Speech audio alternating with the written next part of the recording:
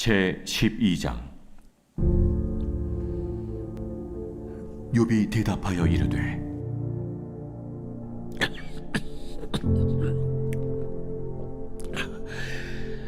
너희만 참으로 백성이로구나.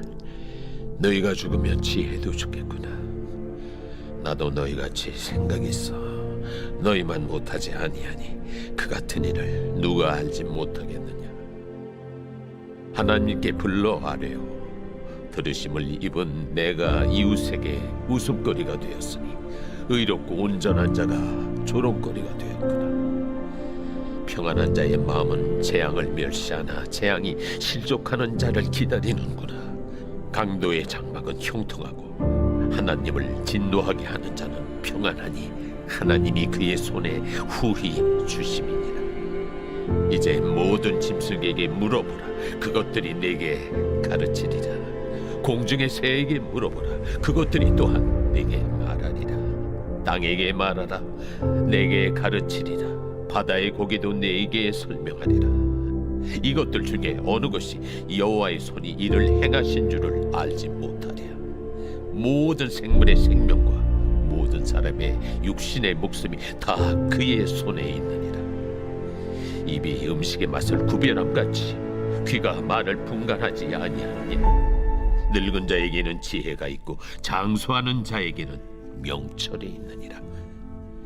지혜와 권능이 하나님께 있고 계략과 명철도 그에게 속하였나니 그가 허르신즉 다시 세울 수 없고 사람을 가두신즉 놓아주지 못하느니라. 그가 물을 막으신즉 곧 마르고 물을 보내신즉 곧 땅을 뒤집나니 능력과 지혜가 그에게 있고 속은 자와 속이는 자가 다 그에게 속하였으므로 모사를 벌거벗겨 끌어가시며 재판장을 어리석은 자가 되게 하시며 왕들이 맨 것을 풀어 그들의 허리를 동이시며 제사장들을 벌거벗겨 끌어가시고 권력이 있는 자를 넘어뜨리시며 충성된 사람들의 말을 물리치시며 늙은 자들의 판단을 빼앗으시며 귀인들에게 멸시를 쏟으시며 강한 자의 띠를 부시며 어두운 가운데에서 은밀한 것을 드러내시며 죽음의 그날을 광명한 대로 나오게 하시며 민족들을 커지게도 하시고 다시 멸하기도 하시며 민족들을 널리 퍼지게도 하시고 다시 끌려가게도 하시며 만민의 우두머리들의 총명을 빼앗으시고 그들을 길없는 거친 들에서 방황하게 하시며 빛없이 캄캄한 데를 더듬게 하시며 취한 사람같이 비틀거리게 하시느니라.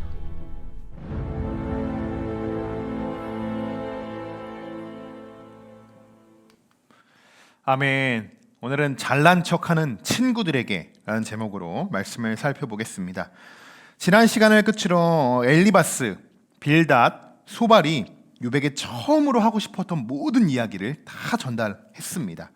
자, 오늘부터 이제 앞으로 3장에 걸쳐서 욥이 친구들에게 하고자 하는 이야기가 이제 쭉 펼쳐지게 됩니다. 아주 긴 이야기가 시작이 되는데요.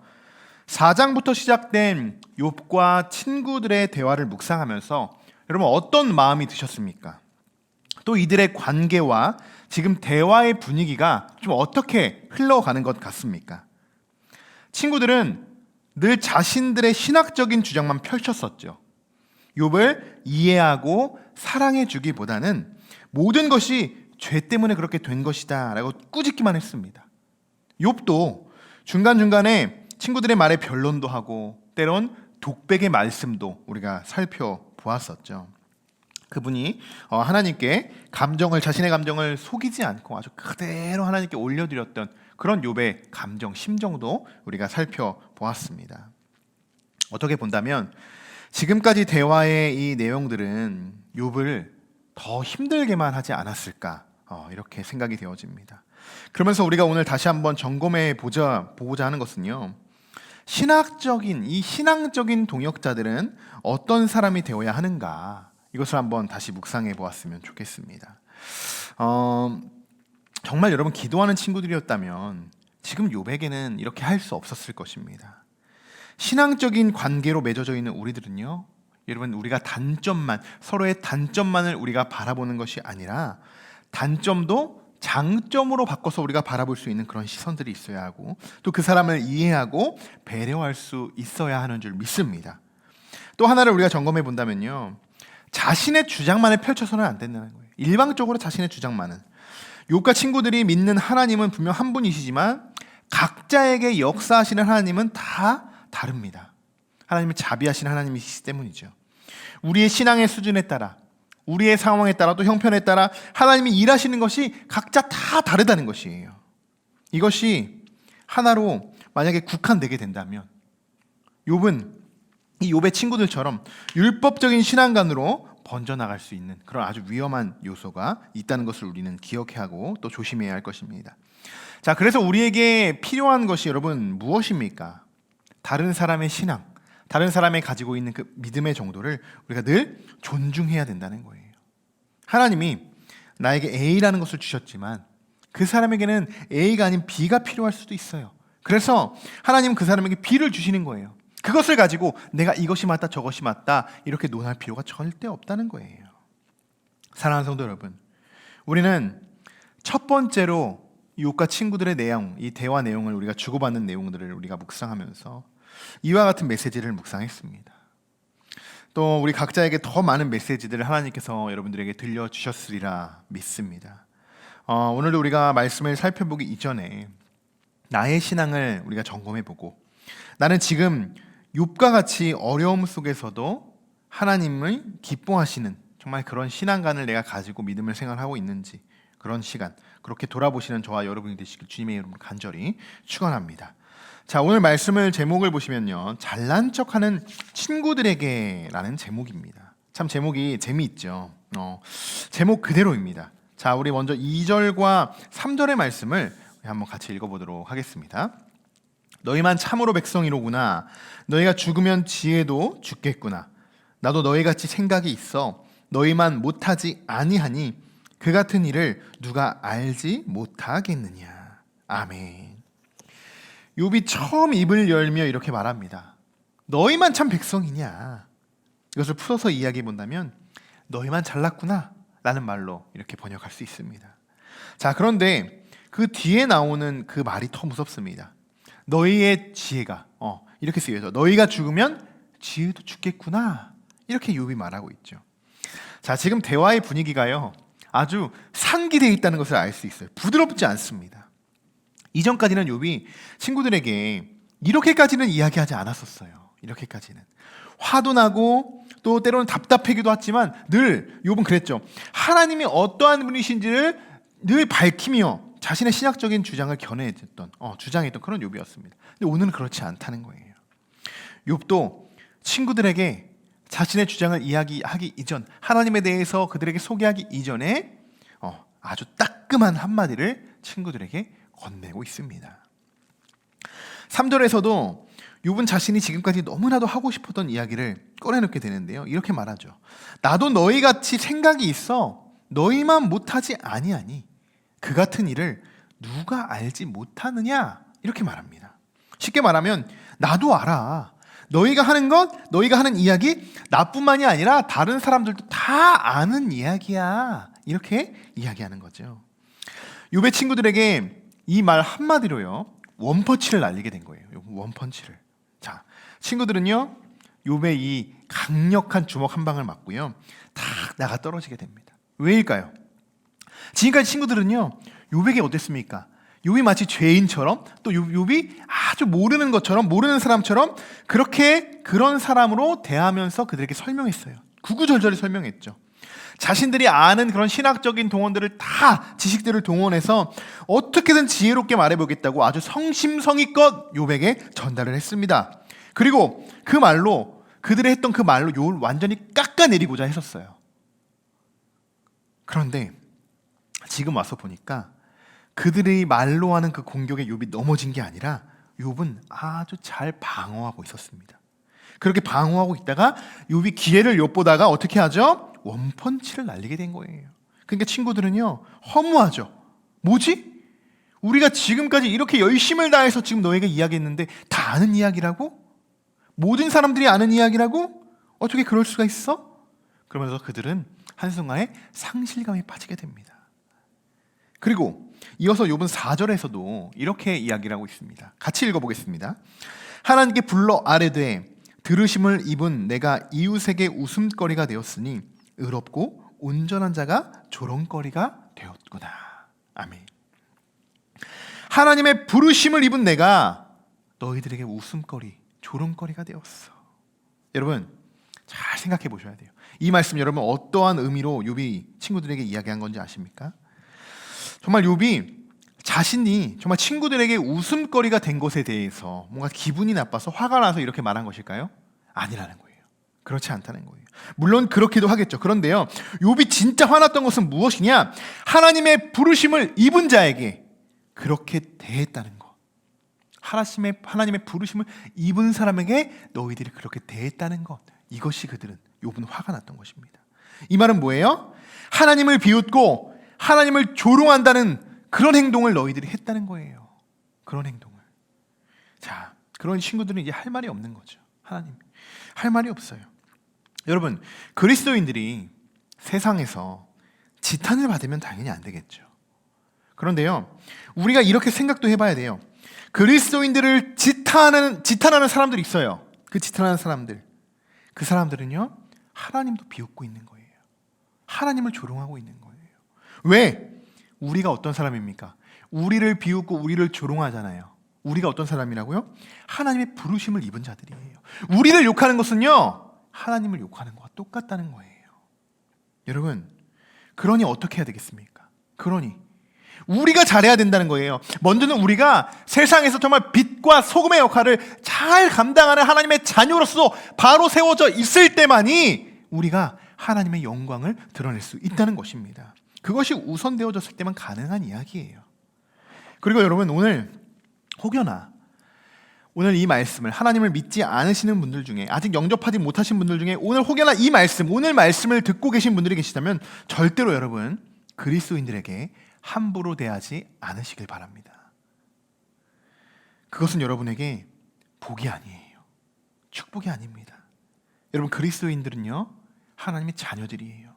하나님의 자녀가 된 권세를 지닌 자들이란 말이에요. 그런 자들을 그냥 판단하고 막 조롱하고 비웃고, 여러분 그렇게 하실 때 그 사람의 마음만 아프게 하는 것이 아니라 하나님의 마음도 아프고 하나님도 근심하시는 것 하고 계신다는 걸 여러분 아셔야 됩니다. 여러분, 요즘 세상이 얼마나 무섭습니까? 아이들이 예쁘다고요? 아, 예뻐, 이렇게 머리 하나 쓰다듬지 못하는 세상이에요. 지금 세상이요. 그리고 어른들이 애들한테 말 한마디도 잘못 걸면 큰일 납니다. 큰일 나요. 왜 큰일 나죠? 아이들은 사실 가만히 있어요. 네, 그러고 이렇게 가만히 있지만 누가 난리가 나죠? 부모들이 가만히 있지 못해요. 부모들이 조금이라도 자기 자식 건드리면 뭔가 큰일이 날 것처럼 막 그렇게 반응합니다. 여러분, 세상도 그런데요, 하나님은요 그보다 더 하십니다. 여러분 분명히 그걸 아셔야 돼요. 하나님은요 절대로 하나님의 자녀들을 그냥 놔두지 않으십니다. 눈동자와 같이 지키고 계십니다. 절대로 우리를 인도하시고 복되고 형통한 길로 인도하실 뿐더러 우리를 보호하고 계신다는 거예요. 지키고 계신다는 거예요. 여러분, 그러니 우리가 세상에 나가서 더욱 예수님을 증거하고 세상 속에서도 많은 이들에게 인정받는 그런 사람으로, 그런 한 사람, 그리스도인으로 여러분 쓰임 받으시기를 주님의 이름으로 다시 한번 소망하고 축복합니다. 욥이 친구들에게 이렇게 말했었죠. 너희가 죽으면 지혜도 죽는구나. 여러분, 지혜는 이런 게 아니죠. 지금까지 그들은 지혜로운 척하는 친구들에게 하나님의 지혜가 어떤 지혜인지를 욥이 이제 설명을 시작하기 시작합니다. 자, 그 내용이요 7절부터 15절까지 이어지게 되는데요. 한번 너희들의 지혜로 하나님의 지혜를 이해할 수 있는지 다 들어봐. 너희가 지혜를 그렇게 이야기하니 자, 내가 한번 이야기해 볼게.